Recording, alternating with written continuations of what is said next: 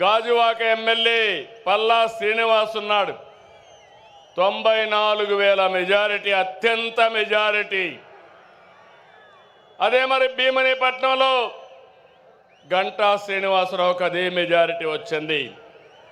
మంగళగిరిలో తెలుగుదేశం పార్టీ యువగళం నాయకుడు నారా లోకేష్కి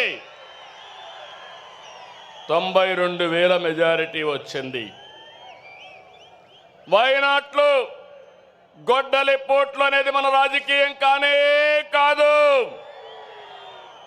ప్రజలిచ్చిన అధికారాన్ని బాధ్యతలా భావించి ప్రతి క్షణం కష్టపడి పనిచేయడం మన విధానం. ఏడాదిగా అదే చేస్తున్నాం. సరిగ్గా ఏడాది క్రితం రాష్ట్రంలో చిమ్మ చీకట్లలో అస్తవ్యస్త పరిస్థితిలో ఉంది. విధ్వంస పాలనతో రాష్ట్రం 30 సంవత్సరాలు ఎన్నికెళ్ళింది. తమ్ముళ్ళు 10 లక్షల కోట్ల రూపాయల అప్పులు, 1,20,000 కోట్ల రూపాయలు బకాయిలు, వడ్డీనే 40,000 కోట్లు సంవత్సరానికి. ఇది కాకుండా అసలు కట్టాలి. మళ్ళా మీ అందరికీ పనులు చేయాలి. ప్రభుత్వ ఉద్యోగాలకి జీతాలు ఇవ్వలేని పరిస్థితి. అయితే కష్టాలు చూసి బెదిరిపోలేదు, సవాళ్లను చూసి పారిపోలేదు. అనుభవంతో ఆలోచించాను. తమ్ముళ్ళు, క్లేమోర్ మైన్స్కే భయపడని నేను సమస్యలకు భయపడతానా అని మీ అందరికీ విజ్ఞప్తి చేస్తున్నా. ఆ మనోధైర్యంతోనే ముందుకు పోయాం.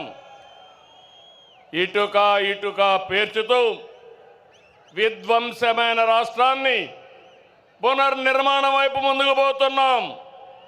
ఏడాదిలో ఎన్నో సంక్షేమ కార్యక్రమాలు, అభివృద్ధి కార్యక్రమాలు చేసి మన సత్తా చూపించే కార్యక్రమంలో ముందుకు పోతున్నాం.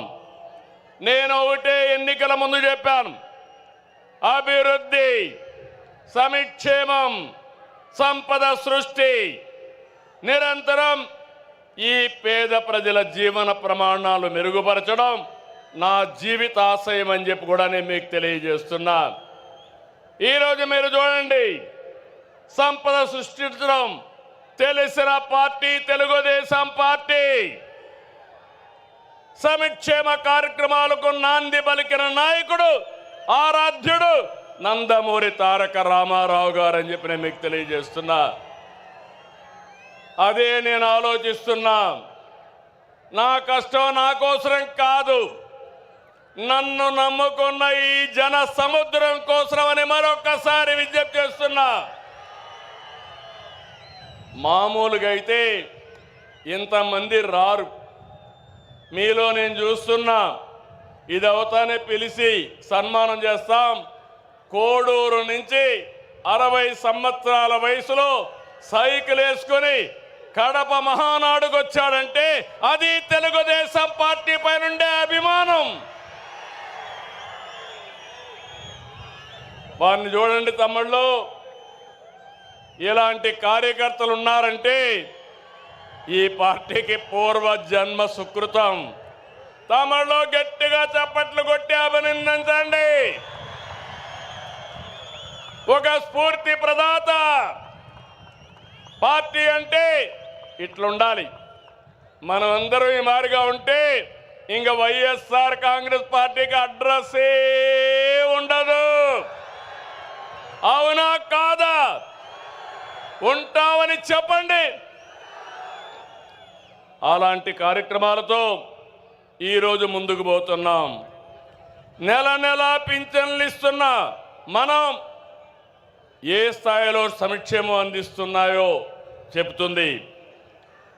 దేశంలో ఏ రాష్ట్రమైనా 64 లక్షల మందికి పింఛన్లు ఇస్తున్నారా అని అడుగుతున్నా, సవాలు విసురుతున్నా. ఏడాదికి 33,000 కోట్లు ఒక్క పింఛన్కే సంక్షేమ కార్యక్రమాలు ఇస్తున్నాం. ఇది ఒక్క మన ప్రభుత్వానికే సాధ్యమైంది. మాట ఇచ్చిన విధంగా వృద్ధులకి, దివ్యాంగులతో సహా ప్రతి ఒక్కరికి కూడా 4,000, 6,000, 10,000 రూపాయలు 15,000 రూపాయలు పింఛను ఇస్తున్నాం. 3 నెలల మొత్తం కలిపి ఒకేసారి ఇచ్చాం. మాట ఎన్నికల్లో ఇచ్చా, మాట నిలబెట్టుకున్నానని మరొక్కసారి మీ అందరికీ విజ్ఞప్తి చేస్తున్నా. 16,347 పోస్టులతో డిఎస్సి నోటిఫికేషన్ ఇచ్చాం. మొదటి సంతకం పెట్టాను.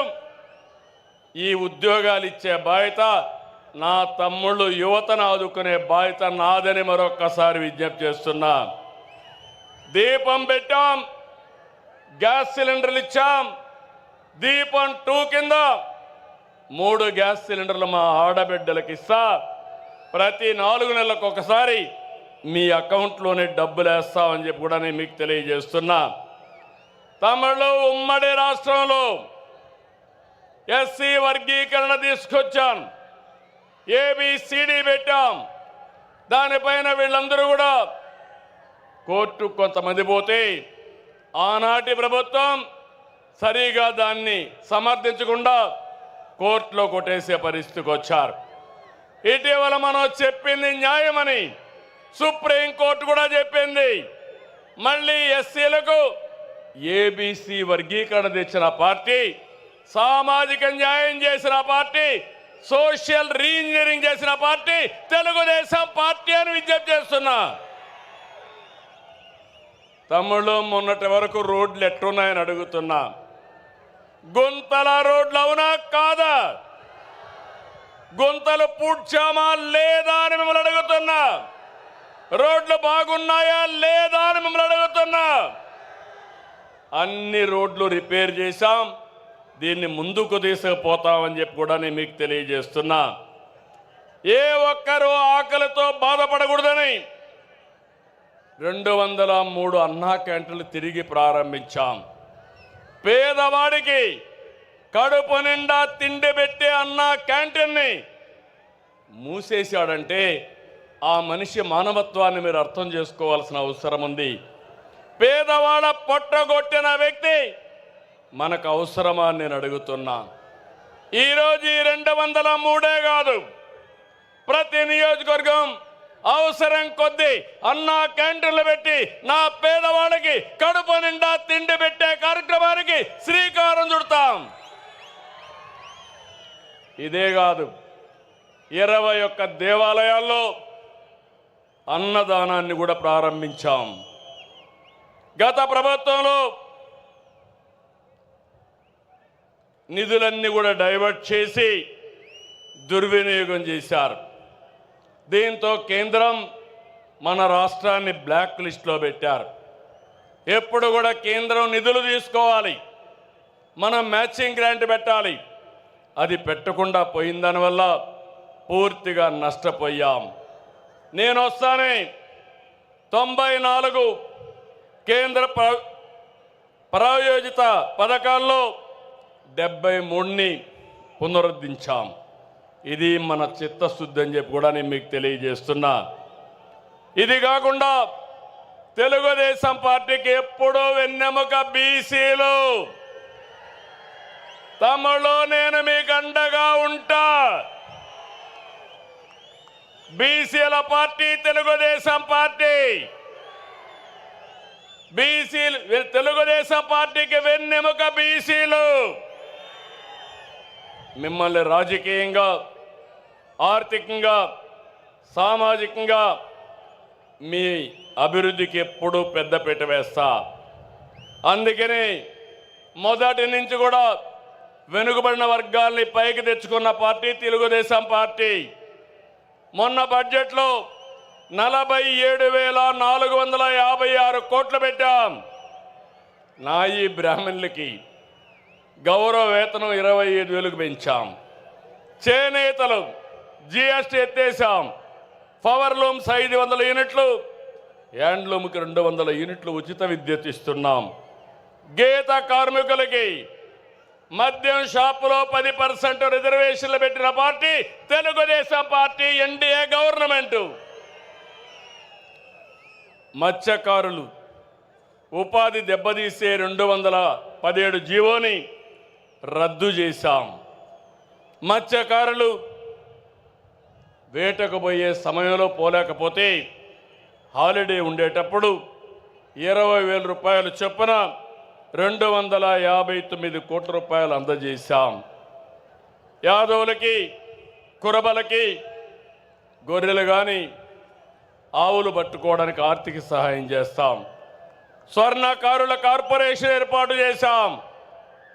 పేదవాళ్ళందరినీ కోరుతున్నాం, ఎస్సీలకు, ఎస్టీలకు సూర్య గారి కింద రూఫ్ టాప్ పవర్ తయారు చేసుకోవడానికి ఉచితంగా డబ్బులు ఇస్తామని హామీ ఇస్తున్నాను. వాళ్ళు కానీ ఎక్కువ కరెంటు ఉత్పత్తి చేసుకుంటే తిరిగి వాళ్ళకు డబ్బులు కూడా ఇస్తాం. అలాంటి కార్యక్రమానికి శ్రీకారం చుట్టాం. బీసీలకు హామీ ఇస్తున్నాం. 3 కిలోవాట్ల వరకు దగ్గర 98,000 రూపాయలు సబ్సిడీ ఇస్తామని మీ అందరికీ విజ్ఞప్తి చేస్తున్నా. ఇక్కడుండి ఆ అగ్రవర్ణాలకు చెప్తున్నా, మీ ఇండ్ల పైన మిగిలిన అందరూ కూడా సోలార్ ప్యానెల్స్ పెట్టుకోండి. కరెంటు ఛార్జీలు కట్టే పరిస్థితి లేదు. 78,000 రూపాయలు సబ్సిడీ ఇస్తాం. తద్వారా మీకు కరెంటు ఛార్జీలు కట్టే భారం పూర్తిగా పోతుందని చెప్పి కూడా నేను మీకు తెలియజేస్తున్నా. రైతులకు హామీ ఇస్తున్నాం. మీ పొలాల దగ్గర కుసుమ్ కింద మీ పంప్ సెట్ల దగ్గర సోలార్ పంప్ సెట్లు పెట్టుకోండి. డబ్బులు నేనే ఇస్తా. మిగిలిన కరెంటు మీరు వాడుకోండి. మీ ఇంట్లో దీపాలు వెలిగించుకోవడానికి ఇంటికి వాడుకోండి. ఇప్పుడు చాలామంది మోటార్ బైకులు వేసుకొని వచ్చారు, కార్లు వేసుకొని వచ్చారు. అవసరమైతే ఆ కరెంటుతో ఏవైతే పవర్ అన్ని ఛార్జ్ చేసుకుని ఉచితంగా ప్రయాణం చేసుకునే అవకాశం వస్తుందని చెప్పి కూడా నేను మీకు తెలియజేస్తున్నా. వేద విద్యార్థులకు 3,000 భృతి, అర్చకులకు 15,000 పెంచాం, ఇమాములకు 10,000 పెంచాం, మౌజములకు 5,000 పెంచాం, పాస్టర్లకు కూడా 5,000 పెంచిన ఏకైక పార్టీ ఎన్డీఏ కూటమి అని చెప్పి తెలియజేస్తున్నా. ఆర్య వయస్సుల ఇలవేల్పు శ్రీ కన్యకా పరమేశ్వర అమ్మవారి ఆత్మార్పణ దినాన్ని అధికారికంగా చేస్తున్నాం. అమరావతిలో పొట్టి శ్రీరాములు మెమోరియల్ కింద 5 ఎకరాలు భూమి ఇచ్చి అక్కడ ఆయన విగ్రహం ఏర్పాటు చేస్తాం. ఇది కూడా ఏర్పాటు చేస్తామని చెప్పి నేను మీకు తెలియజేస్తున్నా. జూనియర్ న్యాయవాదులకి భృతి చెల్లిస్తున్నాం. ఇది కాకుండా ఈరోజు మీరు ఒక్కసారి చూస్తే ఉద్యోగస్తులందరూ కూడా టీచర్లకు మేలు చేసేలాగా 117 జీవో రద్దు చేశాం. పోలీసులకు 213 కోట్లు సరెండర్ లీవ్ సొమ్ము చెల్లించాం. గత ఉద్యోగుల అవమానాలకు గురి చేసింది, వారి పిఎఫ్ను కూడా కాజేసింది. నేడు మన కూటమి ప్రభుత్వం 1వ తారీఖున ఉద్యోగాలు ఇస్తున్నాం.